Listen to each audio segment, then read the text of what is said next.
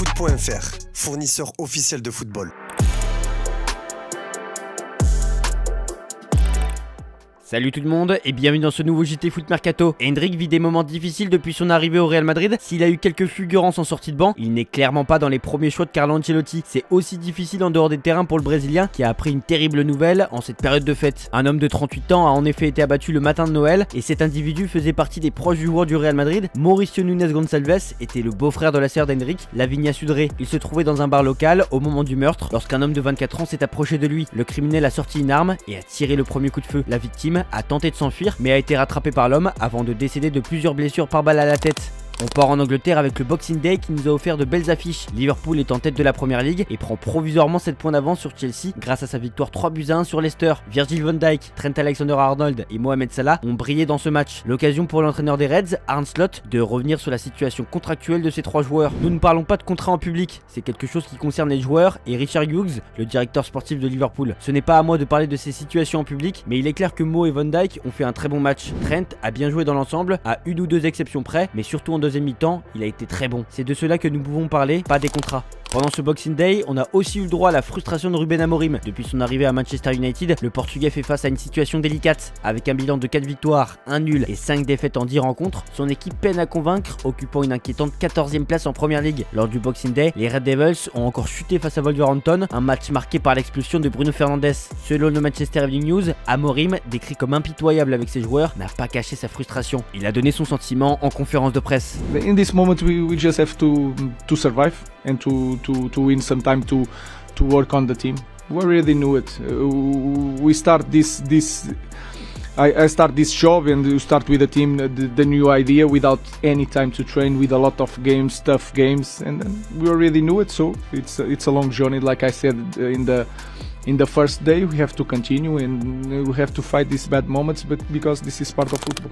Le Real Madrid prépare déjà son mercato estival avec l'objectif de renforcer sa défense. Alors que Trent Alexander-Arnold est ciblé pour le poste de latéral droit, Dean Huijsen, 19 ans, est la priorité pour l'axe central selon AS. Révélé lors de son passage à la Juventus, le néerlandais, désormais titulaire à Bournemouth, est estimé à 18 millions d'euros mais pourrait coûter bien plus en raison de son contrat jusqu'en 2030. Huijsen, international espoir espagnol, avait déjà refusé Madrid en 2021, privilégiant l'apprentissage défensif en Italie. J'ai refusé le Real et le Barça, mais l'Italie est réputée pour ses défenses et j'y ai beaucoup appris, avait déclaré le jeune défenseur. Les merengues devront donc se montrer convaincants pour l'attirer.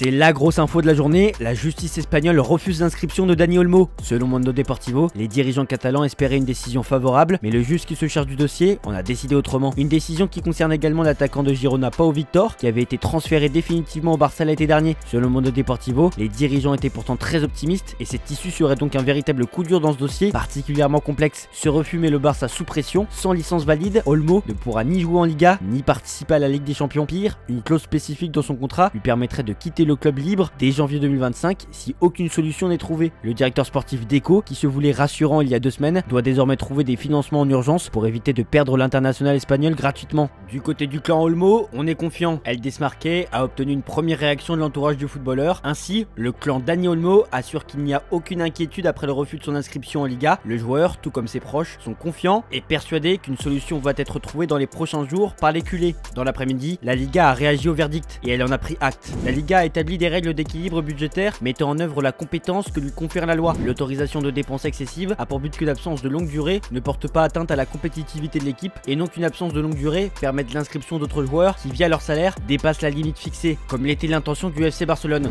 C'est pour toutes ces raisons que la Liga se réjouit que, face à la demande de mesures conservatoires de cette nature, aucune exception ne soit faite. D'ailleurs, Manchester City et Manchester United s'intéressent déjà aux joueurs. L'agent d'Olmo a été aperçu à l'Etihad Stadium, tandis que le Barça attend le verdict d'un procès contre la Liga prévu le 30 décembre. Un procès qui pourrait permettre l'inscription de Dani Olmo. En cas d'échec, le club explore des solutions financières, vendre des sièges VIP pour 120 millions d'euros, attirer de nouveaux investisseurs pour Barça Vision ou compter sur des garanties des dirigeants via leurs fonds propres.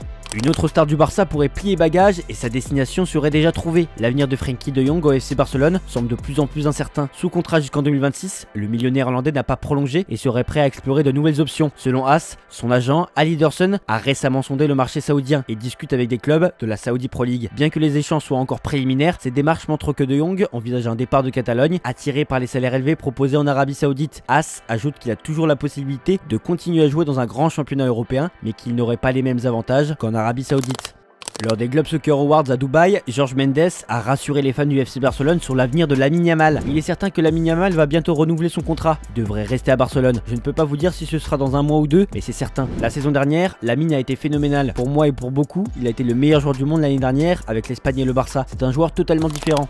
Sergio Ramos, toujours sans club depuis son départ du Sevilla FC, a récemment été lié à Cruzeiro. Cependant, selon Alexandre Matos, directeur général du club brésilien, le défenseur espagnol n'envisagerait pas de rejoindre l'Amérique du Sud. D'après nos informations, il hésite à quitter l'Europe, peut-être pour l'Arabie Saoudite. Il ne pense pas venir en Amérique du Sud, sauf dans des conditions financières très favorables. Cruzeiro reste ouvert à l'accueillir, dans le cadre de sa réalité financière, mais le joueur privilégierait d'autres options. Une situation qui met en suspens les espoirs des fans brésiliens. On prend la direction de la France avec un joueur qui va faire beaucoup parler pendant le mercato hivernal. Randal Kolo Muani, laissé de côté par Luis Enrique au PSG, attise l'intérêt de nombreux clubs européens avant le mercato hivernal. L'attaquant de 26 ans, acheté 90 millions d'euros par Paris, n'est plus convoqué les jours de match malgré son professionnalisme. Selon l'équipe, l'AS Monaco, le RB Leipzig, Manchester United, la Juventus ou encore Galatasaray ont déjà sondé le PSG pour un éventuel transfert ou prêt avec option d'achat. Malgré son absence dans les plans de l'entraîneur parisien, Kolo Muani reste une cible de choix grâce à sa polyvalence et son statut d'international français, auteur de 6 buts en 2024 avec les Bleus. Plusieurs clubs anglais, le Borussia Dortmund et Naples, surveillent également la situation. Le PSG, qui espère maximiser son retour sur investissement, devra s'entendre avec un prétendant sur les conditions du deal. Milan Skriniar, insatisfait de son rôle de remplaçant au PSG sous Luis Enrique, envisage un départ cet hiver. Selon l'équipe, le défenseur slovaque de 29 ans, utilisé seulement 5 fois cette saison, a des contacts avec plusieurs clubs. La Juventus aurait déjà trouvé un accord avec le joueur, mais des discussions financières restent en cours avec Paris. Galatasaray a également manifesté son intérêt, proposant un prêt de 6 mois avec option d'achat. Cependant, aucun accord définitif n'a été encore conclu. De plus, des pistes en première ligue viennent enrichir les options pour Skriniar, ce qui offre une alternative séduisante pour relancer sa carrière. Le joueur espère finaliser son transfert avant la reprise des entraînements le 2 janvier. On boucle cette page d'actu en France avec une déclaration qui devrait faire plaisir aux supporters du PSG. Edinson Cavani a fait taire toutes les rumeurs. Le légendaire attaquant uruguayen de 37 ans a partagé son attachement au Paris Saint-Germain où il a évolué de 2013 à 2020, inscrivant 200 buts en 7 saisons. Dans un entretien pour SoFoot, il revient sur sa cohabitation avec Zlatan Ibrahimovic, un moment significatif de son passage au club. Pour rappel, Cavani était obligé d'évoluer sur un côté du terrain afin de laisser l'axe suédois, nourrissant des bruits de couloir à propos de leur rivalité. Le Matador a donc tenu à clarifier les choses. Je n'ai jamais pensé à prendre sa place. Je me concentrais sur ce que je devais faire comme ailier, mais beaucoup de mythes ont été créés autour de cette histoire. Dès que je suis arrivé, on a voulu nous opposer. On a des personnalités différentes, mais cet antagonisme n'existe pas. J'avais mon rôle dans l'équipe et Zlatan était un coéquipier que je respectais avec sa manière d'être à lui. Dans les officiels désormais, Jude Bellingham a été élu meilleur joueur de la Liga du mois de décembre, une distinction bien méritée après un mois de performance exceptionnelle. L'international anglais a inscrit 4 buts et délivré 2 passes décisives en seulement 5 matchs, contribuant assurément au succès du Real Madrid. Après Eden Hazard, Francesco Totti ou encore Sergio Agüero qui ont participé à la Coupe du Monde de la Kings League, Leonardo Bonucci a rejoint la compétition créée par Gérard Piqué. L'ancien joueur de la Juventus sera le capitaine de l'équipe d'Italie pour la Kings World Cup Nations. Il sera accompagné d'Emiliano Viviano et de Francesco Caputo, ancien joueur de Sassuolo. À défaut d'être inscrit pour continuer à jouer avec le Barça, Dani Olmo s'entraîne dans un autre sport, le basketball. Et on peut dire qu'il est plutôt doué, même s'il ne peut pas s'empêcher d'utiliser ses qualités de footballeur. C'est notre image du jour, je vous remercie de nous avoir regardés et on se dit à demain pour de nouvelles vidéos sur Foot Mercato.